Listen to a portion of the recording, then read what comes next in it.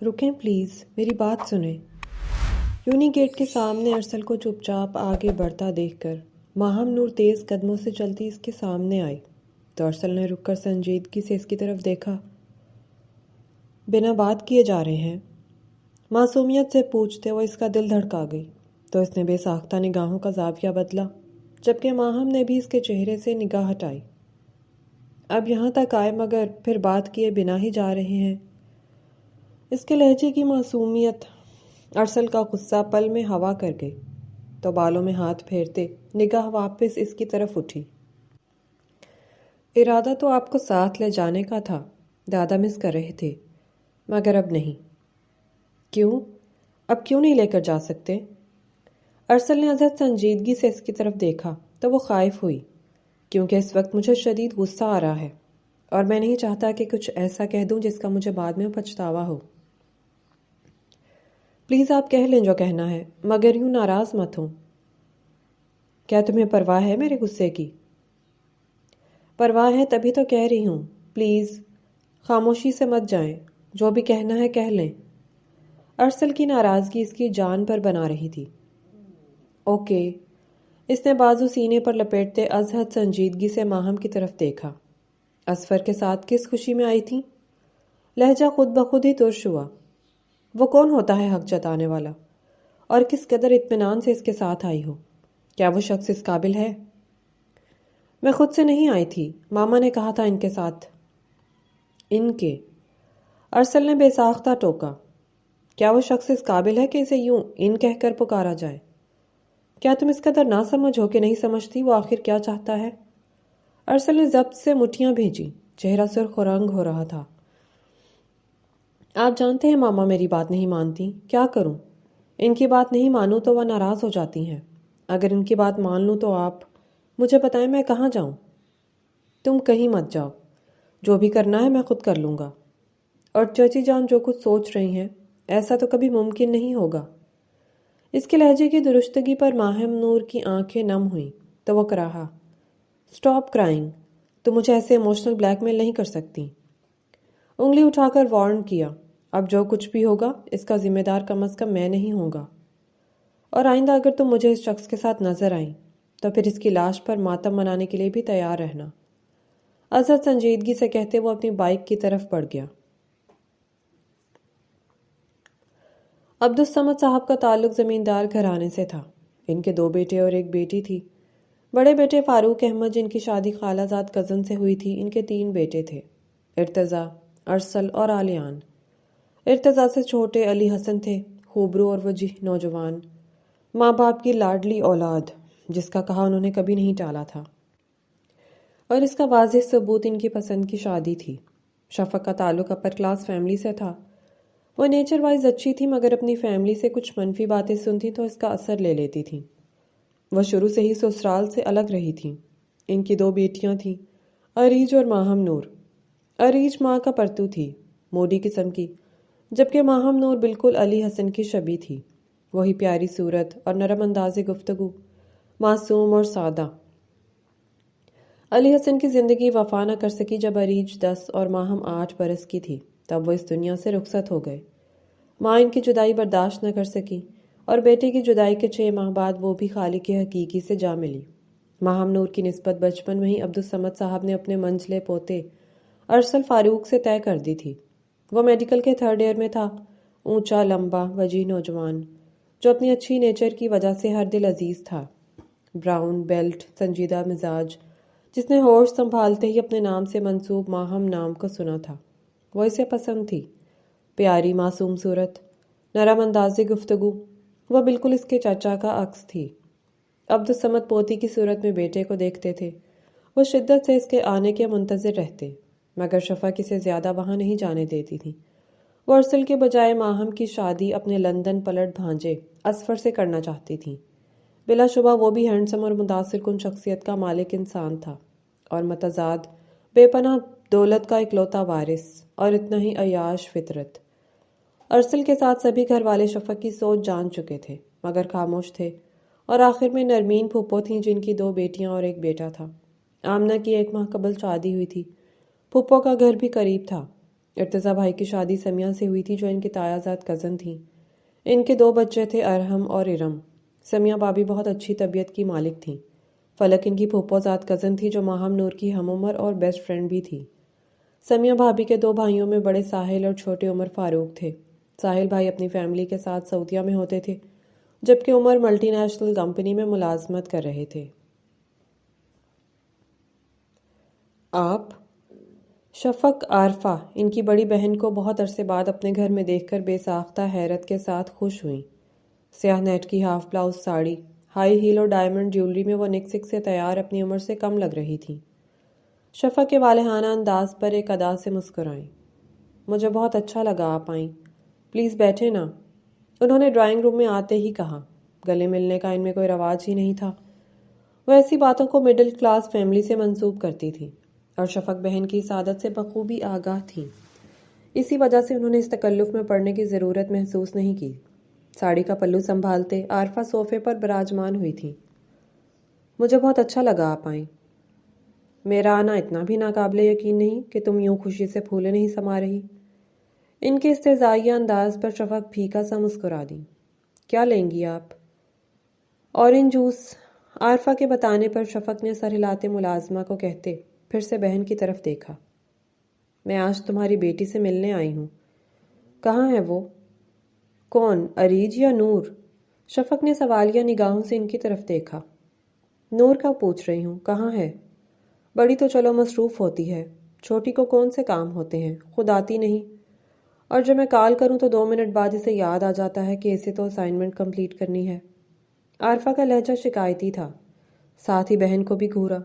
کہاں ہے وہ اس وقت؟ بابا کی طرف گئی ہے، شفق نے نرمی سے بتایا۔ بابا؟ عارفہ نے سوالیہ نگاہوں سے ان کی طرف دیکھا۔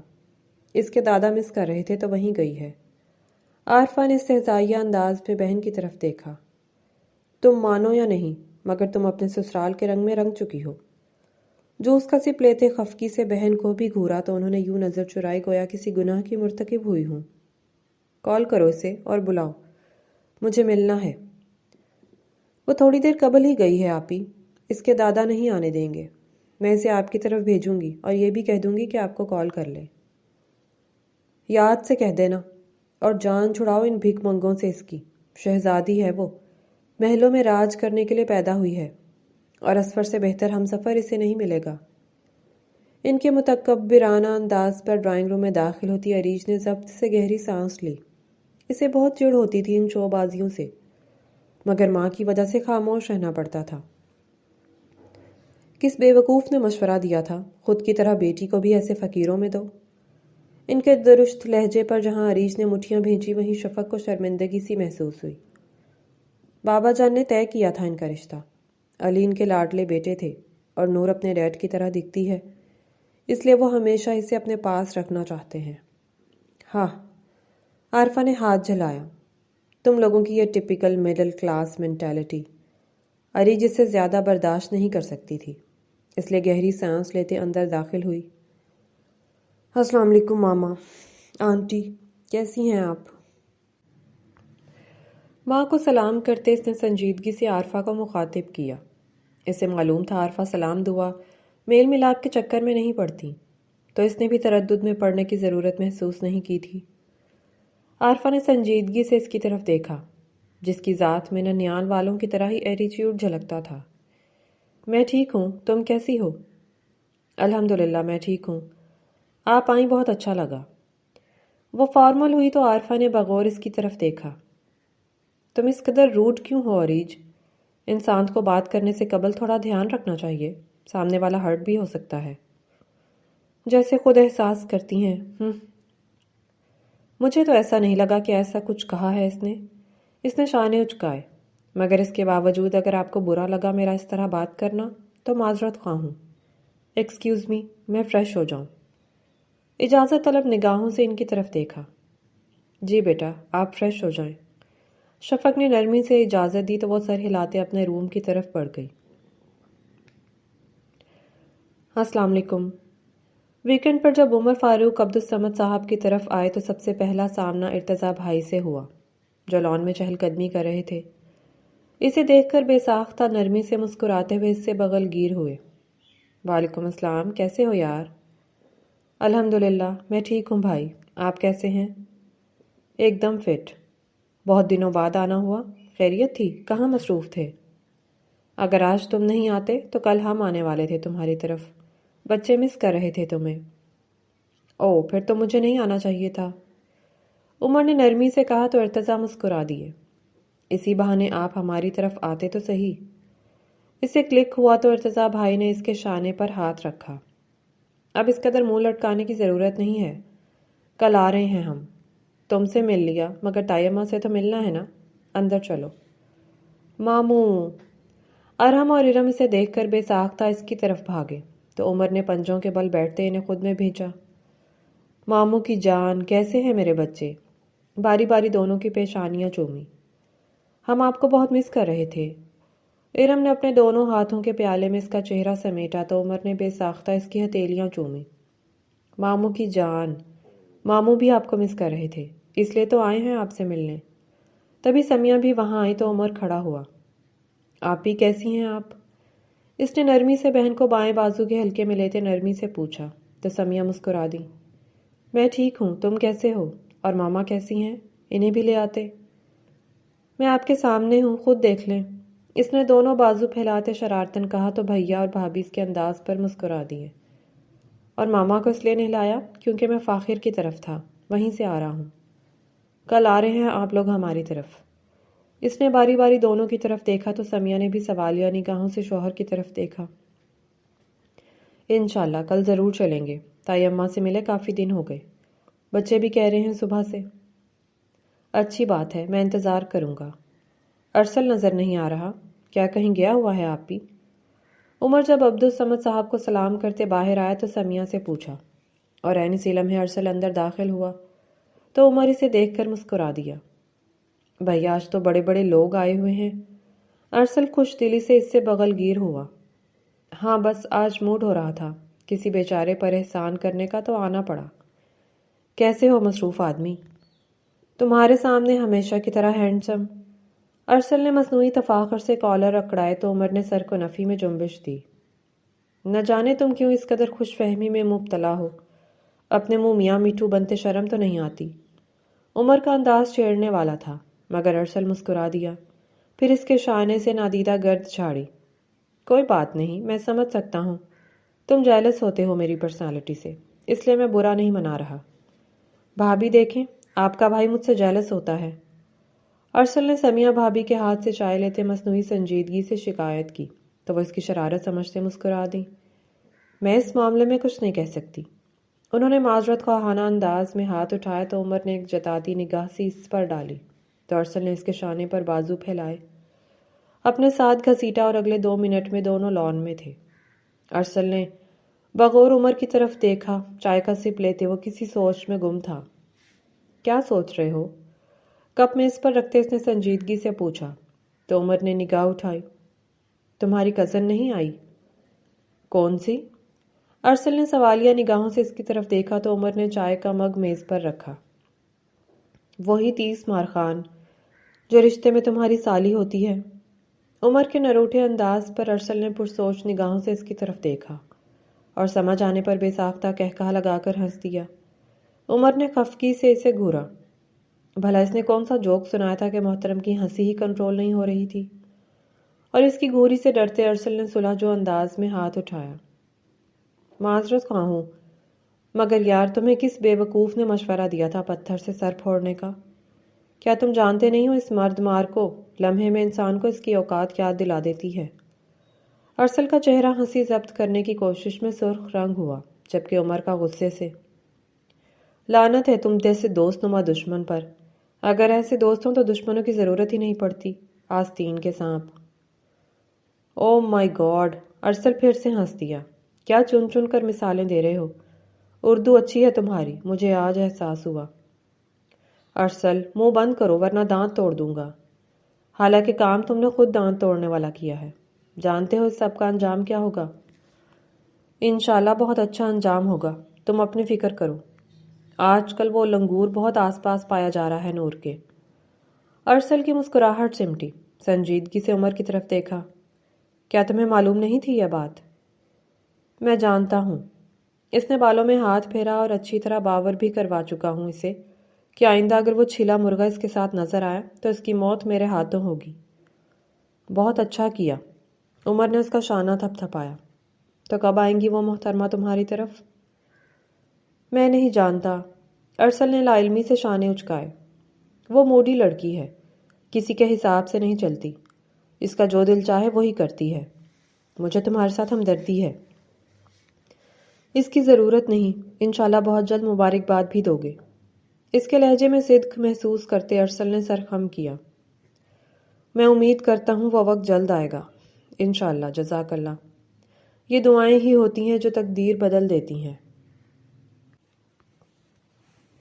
ہیلو کزن، کیسی ہو؟ ماہم نور اس وقت لان میں گلاب کے پھولوں کے جھنڈ کے پاس کھڑی تھی۔ جب اسفر گاڑی پورچ میں کھڑی کرتے گلاسز ٹی شرٹ میں اٹکائے اس کے پاس آیا تو وہ پلٹی، جبکہ پھولوں کے بیچ بیٹھی عریج نے ضبط سے گہری سانس لی۔ ایک تو یہ بندہ اس سے زہر لگتا تھا، ہر وقت بن بلائے مہمان کی طرح ٹپکا رہتا تھا۔ میں ٹھیک ہوں بھائی، آپ کیسے ہیں؟ اسفر نے منہ بنایا۔ کتنی بار منع کیا ہے بھائی مت بولا کرو، لیکن تم ہو کہ سمجھتی ہی نہیں ہو یار۔ میں آپ کو بھائی کیوں نہ کہوں؟ ماہم نے ناسمجھی سے اس کی طرف دیکھا تو اسفر مسکرایا۔ بیبی گرل، کیونکہ… ہیلو۔ اسفر اس سے قبل کہ وہ کوئی بات چیت کرتا عریج نے اسے اپنی جانب متوجہ کیا تو اسفر نے ضبط سے گہری سانس لی۔ زہر لگتی تھی اسے یہ مغرور لڑکی۔ وہ دونوں ہم عمر تھے، شاید یہی وجہ تھی کہ دونوں ایک دوسرے کو ایک آنکھ نہیں بھاتے تھے۔ ہیلو کزن، کیسی ہو تم؟ عریج نے شانے اچکائے۔ ویسی ہی جیسی نظر آ رہی ہوں۔ اور تم کیوں چاہتے ہو کہ نور تمہیں بھائی نہ پکارے جبکہ تم اس کے کزن بھائی ہو؟ اسفر نے دانت پیسے جبکہ نور نے مسکراہٹ دبائی۔ جیو شہزادی۔ انسان کو اس کی اوقات یاد دلانے میں وہ ایک پل نہیں لگاتی تھی۔ کیونکہ میں اسے بہن نہیں بنانا چاہتا، سمپل۔ سامنے بھی اسفر تھا، ایک نمبر کا ڈھیٹ انسان۔ نور کی مسکراہٹ سمٹی جبکہ عریج نے اسے گھورا، پھر نور کی طرف دیکھا۔ تم یہاں کیوں کھڑی ہو؟ اندر جاؤ۔ ماہم تیز قدموں سے چلتے اندر چلی گئی، جبکہ وہ دونوں بازو سینے پر لپیٹے روبرو کھڑے تھے، بھسم کرتی نگاہوں سے ایک دوسرے کو گھورتے۔ تم میری معصوم بہن کی سوچ کو بھٹکانے کی کوشش مت کرو اسفر، ورنہ میں برداشت نہیں کروں گی۔ انگلی اٹھا کر وارن کیا تو اسفر محظوظ کن انداز میں مسکرایا۔ ورنہ کیا کرو گی؟ میں کر دوں گا۔ تم مجھے چیلنج کر رہے ہو؟ ایسا ہی سمجھ لو۔ اس نے بے نیازی سے شانے اچکائے۔ تم بتاؤ کیا کرو گی؟ تم میری بہن سے دور رہنا اسفر، ورنہ جو ہوگا بالکل اچھا نہیں ہوگا۔ کچھ پتہ بھی تو چلے کہ آخر تم کیا کرو گی 30 مار خان۔ اسفر کے چہرے پر محظوظ کن مسکان چمکی، جبکہ عریج کا چہرہ سرخ ہوا۔ یہ جو تمہارا غرور ہے نا، یہی تمہیں لے ڈوبے گا عریج علی حسن۔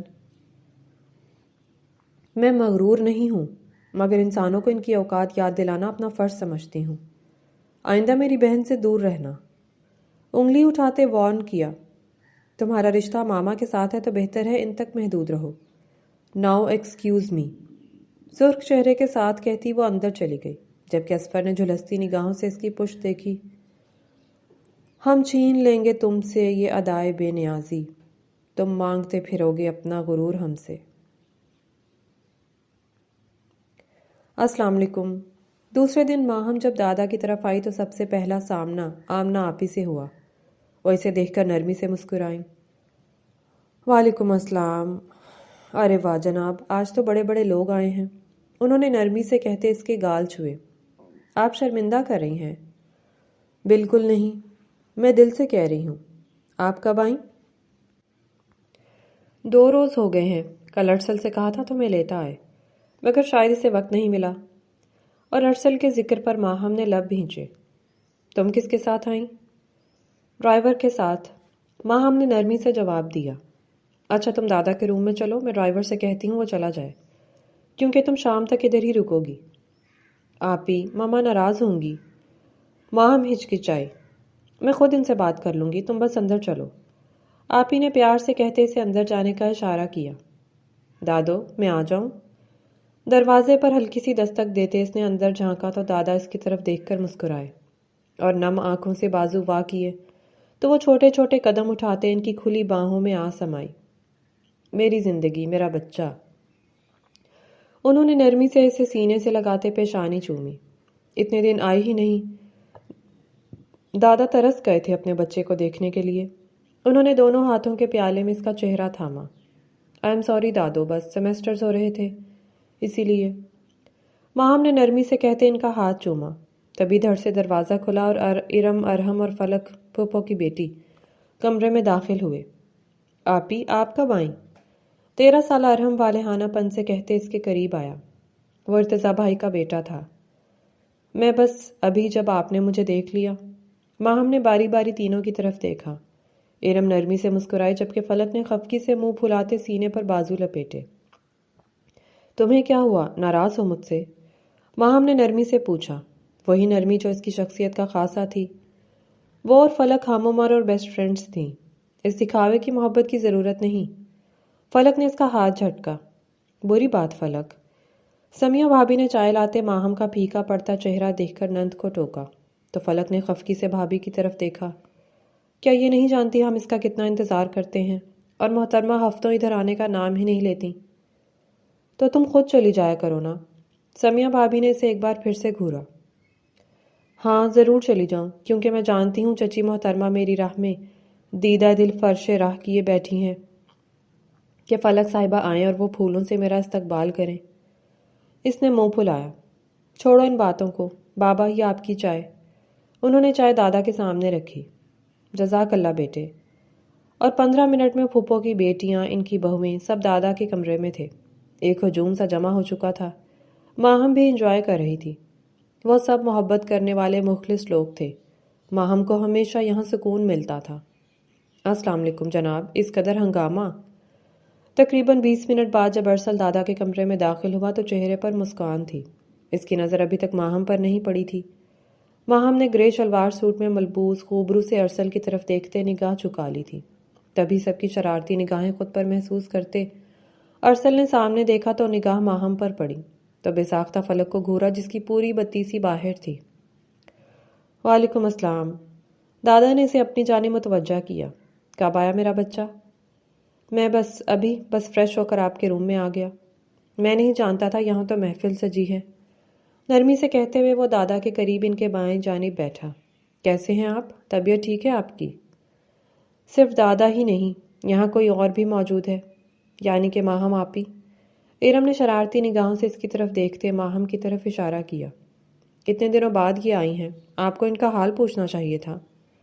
ارسل نے مصنوعی خفگی سے اسے گھورا۔ تم یہاں کیا کر رہی ہو؟ چلو شاباش، کچن میں جاؤ۔ آپ ہمیشہ مجھے ڈانٹ دیتے ہیں۔ ارم نے منہ بسورا، کیونکہ میرا بچہ، آپ کی حرکتیں ہی ایسی ہوتی ہیں۔ دادو، آپ دیکھ رہے ہیں نا، چاچو مجھے یہاں سے بھگانا چاہتے ہیں۔ ارم نے دادا سے شکایت کی۔ میرے بچے، چاچو ٹھیک کہہ رہا ہے، آپ جاؤ۔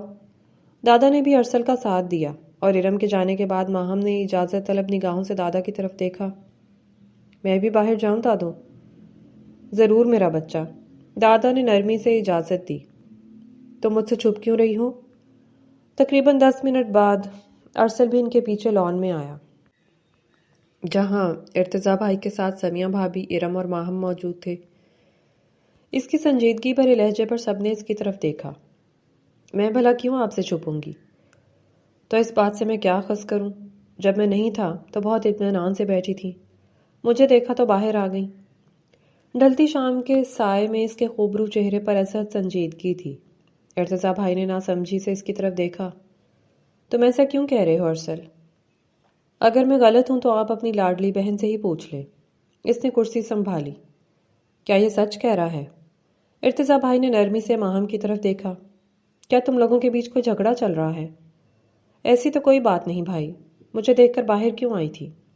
ارسل کا لہجہ ہنوز خفگی لیے ہوئے تھا۔ ماہم کے چہرے پر شرمندگی کی سرخی چھائی جسے محسوس کرتے ارتضیٰ نے بھائی کی طرف دیکھا۔ تم اپنے مفروضے سائٹ پر رکھو ارسل، اگر وہ کہہ رہی ہے ایسا کچھ نہیں تو ایسا ہی ہوگا۔ اوکے، میں کچھ نہیں کہہ رہا آپ کی لاڈلی کو، لیکن میں اتنا بتا دوں، جو یہ محترمہ سوچے بیٹھی ہیں ایسا تو کبھی ممکن نہیں ہو سکتا۔ کم از کم میرے جیتے جی تو ہرگز نہیں۔ ہاں مر جاؤں تو؟ اللہ نہ کرے، کس قدر فضول بولتے ہو تم۔ بھائی نے اسے ڈپٹا۔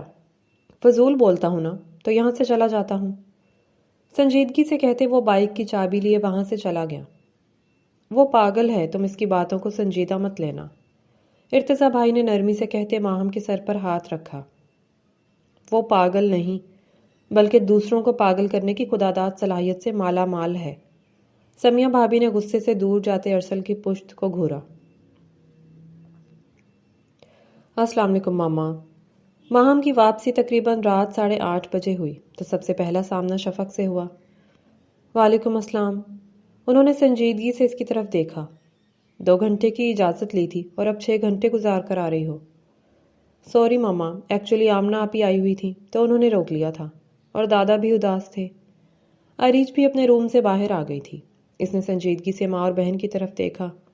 ماں کے چہرے پر خفگی صاف ظاہر تھی اور بہن کے چہرے پر سرخی پھیلی تھی۔ تو ڈرائیور کو واپس کیوں بھیجا؟ ماما، مجھے کافی دیر وہاں رہنا تھا تو اکرم انکل کب تک انتظار کرتے، اسی لیے آپی نے انہیں واپس بھیج دیا۔ سیل پر گرفت مضبوط کرتے وہ روحان سی ہوئی۔ تو رہنا چاہیے تھا اسے وہاں، تنخواہ لیتا ہے، فرض ہے وہ اس کا۔ عریش نے بے ساختہ ماں کا چہرہ دیکھا جہاں سرخی پھیلی تھی۔ وہ تنخواہ لیتے ہیں مگر گھنٹوں کسی کے گھر کے سامنے کھڑے رہنا کیا مناسب ہوتا؟ انسان ہے انکل بھی۔ تم دونوں بہنیں اپنی ددیالی زبان میرے سامنے مت استعمال کیا کرو۔ اور تم آئی کس کے ساتھ ہو؟ بھیا اور بھابھی۔ تو انہیں اندر کیوں نہیں بلایا؟ عریش نے بہن کو گھورا تو ماہم نے بے ساختہ ماں کی طرف دیکھا۔ میری طرف ایسے دیکھنے کی ضرورت نہیں ہے، اگر وہ آ جاتے تو میں انہیں نکال نہیں دیتی تھی۔ خفگی سے کہتے وہ اپنے کمرے میں چلی گئی تو عریج ماہم کا ہاتھ تھام کر روم میں لے آئی۔ تم ماما کی باتوں پر پریشان ہونا چھوڑ کیوں نہیں دیتی؟ وہ فطرتاً ایسی نہیں ہے، بس جب آنٹی اور ماموں لوگ انہیں احساس دلاتے ہیں تو… میں جانتی ہوں، آپ پریشان مت ہوں۔ ماہم نے نرمی سے بہن کی طرف دیکھا۔ دادا کیسے ہیں؟ اور باقی سب؟ اگر تم بتا دیتی تو مجھے بھی جانا تھا، کافی دن ہو گئے وہاں گئے ہوئے۔ سب ٹھیک ہیں، ماما اور آپ کا پوچھ رہے تھے، دادا آپ کو مس کر رہے تھے۔ 1-2 روز تک جاؤں گی انشاءاللہ، عریش نے نرمی سے کہا، پھر شرارتاً اس کا ستا چہرہ دیکھا۔ اور وہ اینگری برڈ کیسا ہے جس کا غصہ ہر وقت ناک پر دھرا رہتا ہے؟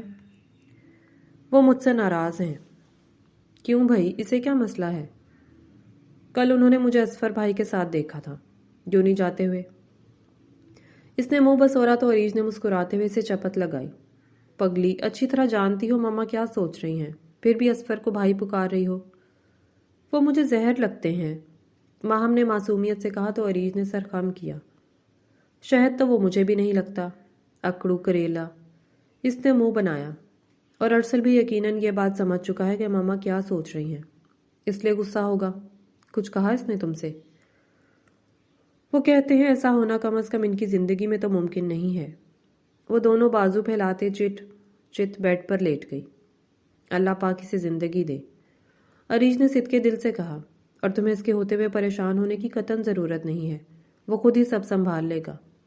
ہے تو ایٹیچیوڈ کی دکان، لیکن وہ ڈائناسور تمہارے ساتھ اچھا لگتا ہے۔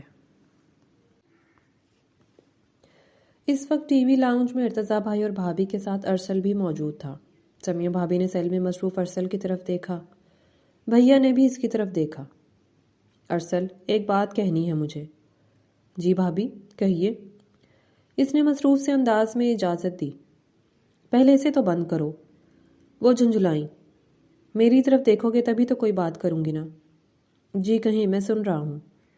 سیل میز پر رکھتے وہ پوری طرح بھابھی کی طرف متوجہ ہوا۔ ارتضیٰ بھائی بھی متوجہ ہوئے۔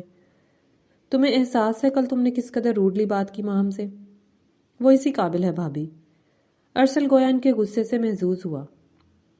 بدتمیزی مت کرو ارسل، کس قدر معصوم ہے وہ، اور تم مانسٹر کہیں گے۔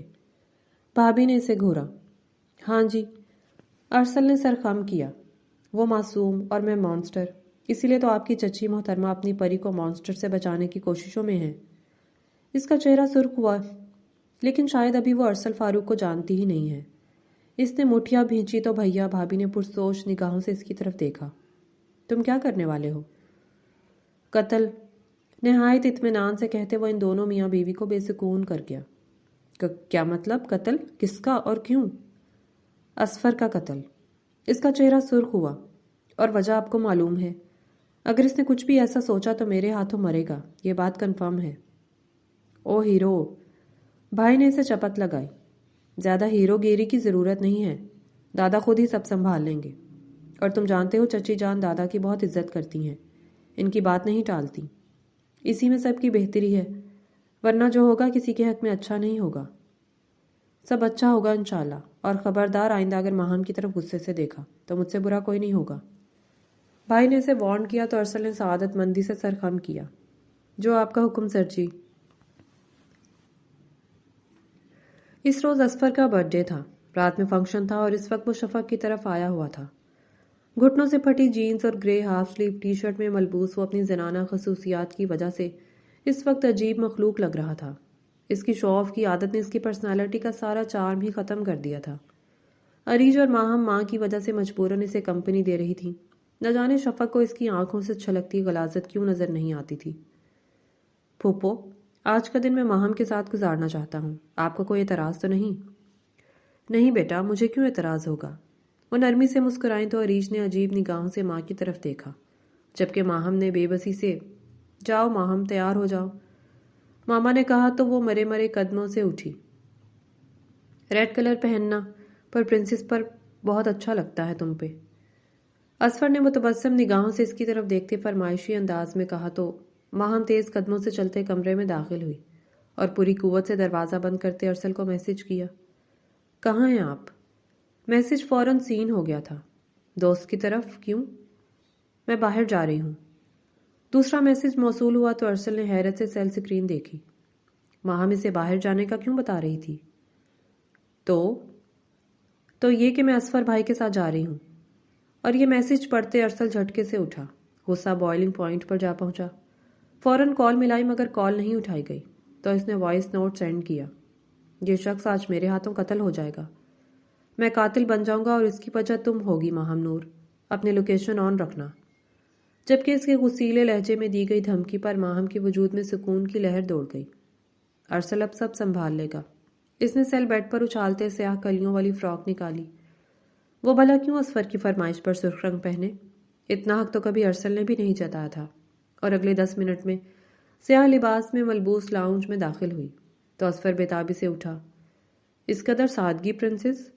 اور میں نے ریڈ کلر کہا تھا۔ شفق کو اس کی یہ بےتابی چبھی تھی کیونکہ وہ اور ہی قسم کی بےتابی تھی۔ ماں تھی، دل میں کچھ غلط ہونے کا احساس ہوا تھا۔ اتنا اہم دن ہے آج کا۔ اہم دن آپ کے لیے ہوگا اسفر بھائی، ماہم کے لیے نہیں کہ یہ تیار ہوتی۔ عریش نے شکوہ کناں نگاہوں سے ماں کو دیکھتے ازحد سنجیدگی سے اسفر کو مخاطب کیا۔ اور پرنسس کے پرنس کے سامنے ایسی کوئی بات مت کر دیجیے گا۔ براؤن بیلٹ ہے، اگر کسی بات پر غصہ آ گیا تو منہ بھی توڑ دیتا ہے۔ عریش نے اسے دھمکایا، جبکہ شفق کو بھانجے کا انداز چبھا تھا۔ جاؤ تم ماہم، اور یہ پہلی اور آخری بار ہے، آئندہ ایسی کوئی فرمائش پوری نہیں ہوگی۔ وہ اسفر سے مخاطب تھی۔ بہت اکڑ ہے تمہاری بہن میں۔ اسفر نے گاڑی نکالتے ماہم کی طرف دیکھا، جبکہ ماہم کی نگاہ سیل سکرین پر موصول ہوتے عریج کے میسج پر تھی۔ کال کرو مجھے، اور کٹ کرنے کی ضرورت نہیں۔ بہن کی بات پر عمل کرتے اس نے کال ملاتے سیل اپنی گود میں رکھا۔ میں کچھ کہہ رہا ہوں، اسفر نے اس کی غائب دماغی محسوس کرتے کہا تو ماہم چونکی۔ سوری اسفر بھائی، کچھ کہہ رہے تھے آپ؟ بھائی مت کہا کرو، اسفر نے منہ بنایا، جبکہ دوسری جانب لاؤنج میں عریج کال آن ہونے کے باعث اس کی گفتگو سن کر غصے سے مٹھیاں بھینچ رہی تھی۔ شفق بھی گمسم سی کیفیت میں بیٹھی تھی۔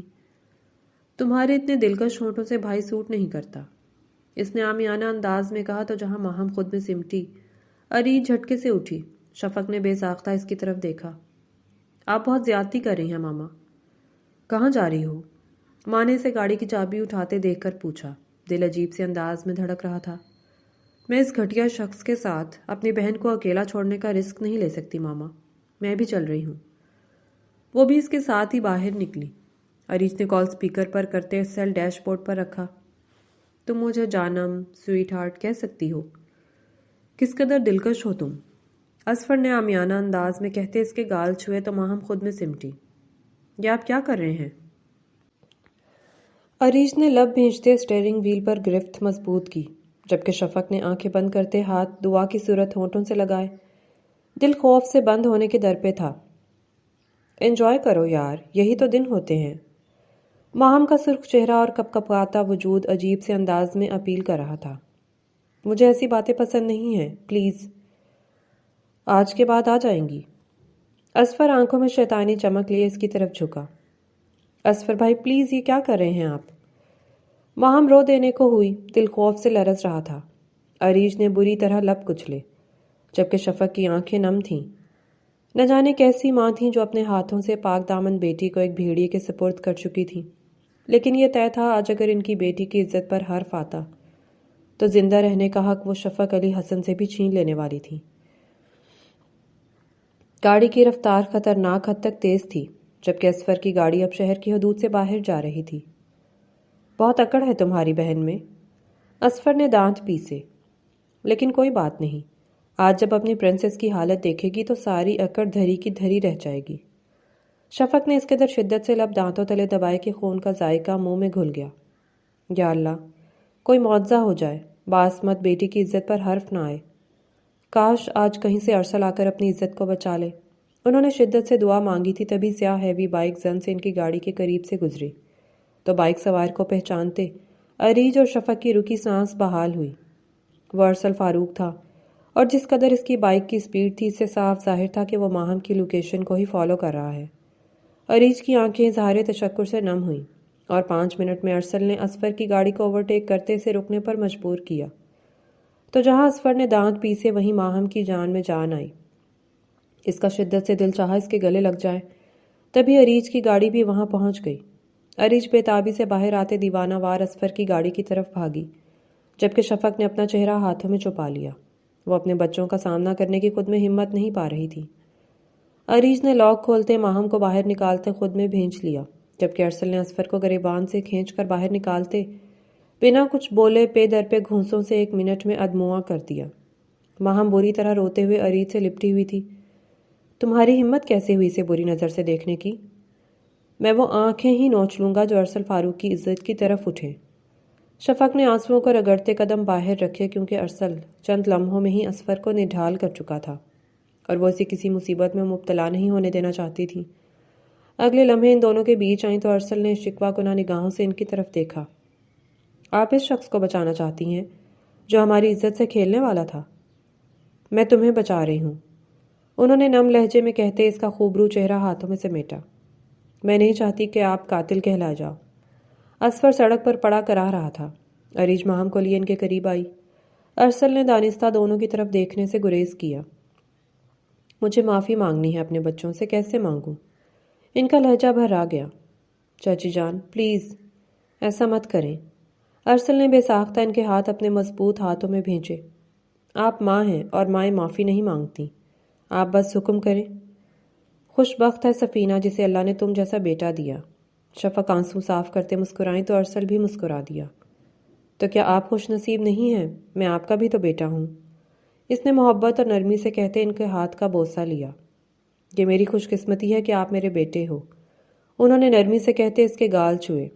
کچھ حادثے قدرت کی طرف سے ہماری آنکھیں کھولنے کے لیے آتے ہیں، اور میں مشکور ہوں اس رب کی جس نے ہمیں کسی بڑے نقصان سے محفوظ رکھا، شفق نے نم لہجے میں کہتے ماہم کا نازک سا ہاتھ تھام کر اس کے مضبوط ہاتھوں میں دیا۔ یہ میری بیٹی کی خوش بختی ہے کہ تم جیسا ہیرا صفت انسان اس کا مقدر ہے۔ آج مجھے سمجھ میں آ گیا ہے، زندگی میں عزت سے بڑی کوئی دولت نہیں ہوتی۔ کیسی ہیں آپ مس عریج؟ عمر فاروق اس وقت بینک سے نکل رہا تھا۔ جب سڑک پار سے عریج کا گمان ہوا تو دل خوشگوار انداز میں دھڑکا۔ بے ساختہ اس کی طرف بڑھا۔ جینز کے ساتھ گرے کالر شرٹ میں اپنے لمبے چوڑے وجود کے ساتھ عمر کو دیکھتے وہ مروتاً مسکرائی۔ اسے یوں فارمیلٹی نبھانا شروع سے ہی بہت مشکل لگتا تھا، اور وہ تو اسے جانتی بھی نہیں تھی، ماں سوائے اس کے کہ وہ سمیہ بھابھی کا بھائی تھا۔ ان کے ولیمے میں ہی ملاقات ہوئی تھی اور چند سالوں میں سرسری سی چند ملاقاتیں۔ عمر کو اس کے فیس ایکسپریشن سے ہنسی آئی۔ وہ لڑکی اپنے جذبات چھپانے میں قطعی نابلد تھی، اور اس کے فیس ایکسپریشن سے محظوظ ہوتے وہ اسے چھیڑنے سے خود کو باز نہیں رکھ سکا تھا۔ اگر آپ کا دل نہیں چاہ رہا تو مت مسکرائیں۔ عریش نے بے ساختہ اس کے چہرے سے نگاہ ہٹائی۔ بندہ اب اتنا بھی صاف کو نہ ہو کہ اگلے کو شرمندہ ہی کر دے۔ پلیز آپ شرمندہ مت ہوں۔ عمر سنجیدہ ہوا۔ اگر آپ کو میرا یوں بات کرنا برا لگا ہے تو میں معذرت خواہ ہوں، مگر یہ سچ ہے کہ آپ کو دیکھا تو بات کرنے سے خود کو روک نہیں پایا۔ نہیں، ایسی کوئی بات نہیں۔ عریج اس پر دل سے مسکرائے۔ کچھ انسانوں میں یہ وصف ہوتا ہے کہ ان کے لیے خود کو بدلا جائے، اور شاید عمر فاروق کا شمار بھی انہی لوگوں میں ہوتا تھا۔ یہ تو پھر میرے لیے اعزاز کی بات ہے۔ عمر مسکرایا۔ تو بتائیے کیسی ہیں آپ؟ دھانی کلر لانگ شرٹ پاجامہ اور سلیقے سے دوپٹہ سیٹ کیے خوبصورت چہرے والی لڑکی، جسے ابھی اندازہ نہیں تھا کہ وہ سامنے والے کے لیے کس قدر اہمیت رکھتی ہے۔ میں ٹھیک ہوں، آپ کیسے ہیں؟ اللہ پاک کا کرم ہے، ٹھیک ہوں، اور آپ کو دیکھ کر تو مزید ٹھیک ہو گیا ہوں۔ اگر آپ بزی نہیں ہیں تو کافی پی سکتے ہیں؟ عمر نے پاکٹس میں ہاتھ ڈالتے نرمی سے پوچھا۔ فی الحال تو ممکن نہیں، زندگی رہی تو انشاءاللہ پھر کبھی۔ عریش نے بھی نرمی سے جواب دیا۔ اس شخص کی نگاہوں کی پاکیزگی متاثر کن تھی۔ اس کی ذات کے گرد ایک خوبصورت پاکیزہ حالہ سا تھا، ایک کشش جو اپنی جانب متوجہ کرتی تھی۔ انشاءاللہ۔ عمر نے سینے پر ہاتھ رکھتے اس سے اتفاق کیا۔ سنڈے کو فری ہیں آپ؟ ہاں جی، فری ہی ہوتی ہوں، بٹ میں وہ پورا وقت اپنی فیملی کے ساتھ گزارتی ہوں۔ اس نے حفظ مقدم کے طور پر آگاہ کیا تو عمر بے ساختہ اس کے انداز پر ہنس دیا۔ مجھے اچھا لگا یہ جان کر۔ اس نے سینے پر ہاتھ رکھا۔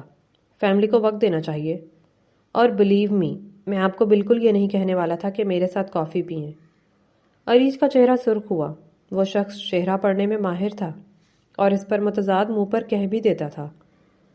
انسان کو اس قدر صاف کو بھی نہیں ہونا چاہیے کہ سامنے والا شرمندہ ہی ہو جائے۔ اس نے منہ بسورا تو عمر مسکرا دیا۔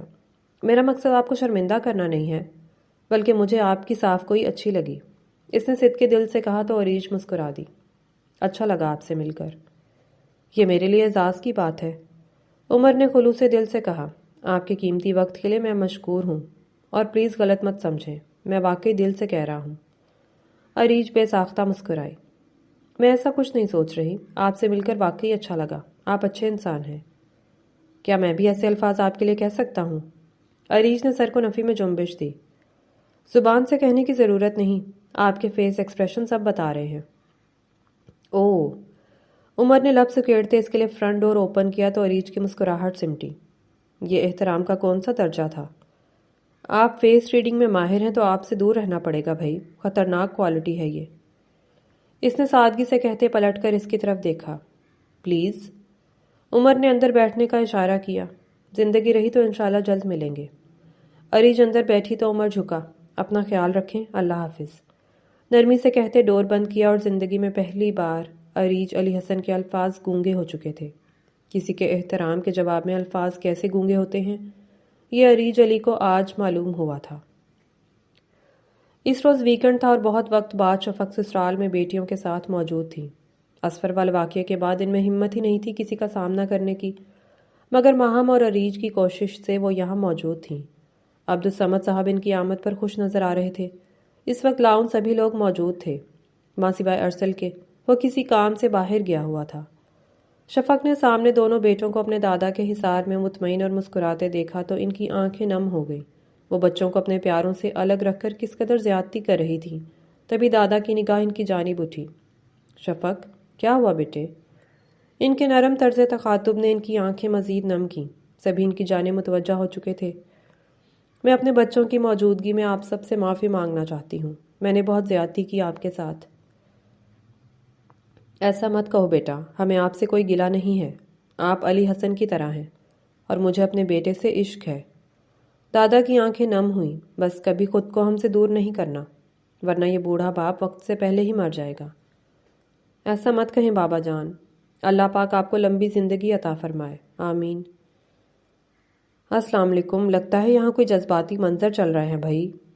ارسل عمر لدے پھندے لاؤنج میں داخل ہوئے تو حیرت کا اظہار کیے بنا نہیں رہ سکے، جبکہ ان کے پیچھے ہی مونت آئی۔ عمر کی امی ماحول میں خوشگوار سی ہلچل مچ گئی۔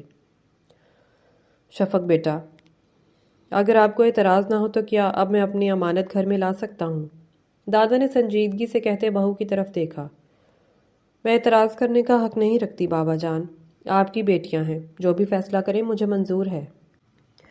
جزاک اللہ بیٹا، دادا نے نرمی سے کہا تو تائی جان نے ان کی طرف دیکھا۔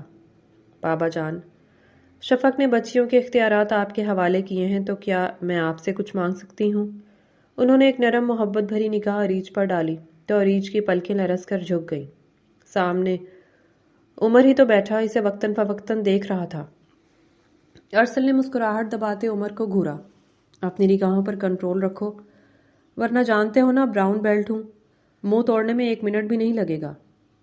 آپ کو مجھ سے یہ بات کہنے سے قبل خود کے گریبان میں جھانک لینا چاہیے۔ عمر نے دانت پیسے۔ کب سے دیکھ رہا ہوں بیچاری معصوم بچی کو گھور گھور کر نروس کر رہے ہو۔ ارسل دلکشی سے مسکرایا۔ میری بات الگ ہے، وہ میری ہونے والی محرم ہے۔ ہونے والی ہے؟ عمر نے اسے گھورا۔ ابھی ہوئی نہیں، اس لیے تمیز سے بیٹھو ورنہ 2 لگاؤں گا۔ ان کی دبی دبی سرگوشیوں پہ سب ان کی جانب متوجہ ہوئے تو رک کر ان کی طرف دیکھا۔ آپ لوگ ہمیں ایسے کیوں دیکھ رہے ہیں؟ دونوں نے بیک وقت پوچھا تو ارتضیٰ بھائی نے سنجیدگی سے ان کی طرف دیکھا۔ محفل میں بیٹھنے کے کچھ آداب ہوتے ہیں جنہیں آپ پامال کر رہے ہیں، لہٰذا شرافت سے 9-2-11 ہو جائیں۔ ان کی اس قدر عزت سے کی گئی بے عزتی پہ جہاں ان کے منہ بے یقینی سے کھلے، وہاں لاؤنج کہے سے گونج اٹھا۔ اور پھر 1 ماہ بعد سب بڑوں کی رضامندی سے ماہم کی شادی ارسل اور عمر کی شادی عریج سے ہو گئی تھی۔ عریج عمر کا ساتھ پا کر بہت خوش تھی، جبکہ ارسل کی سنگت نے ماہم کو کسی سرخ گلاب کی مانند کھلتا ہوا پھول بنا دیا تھا۔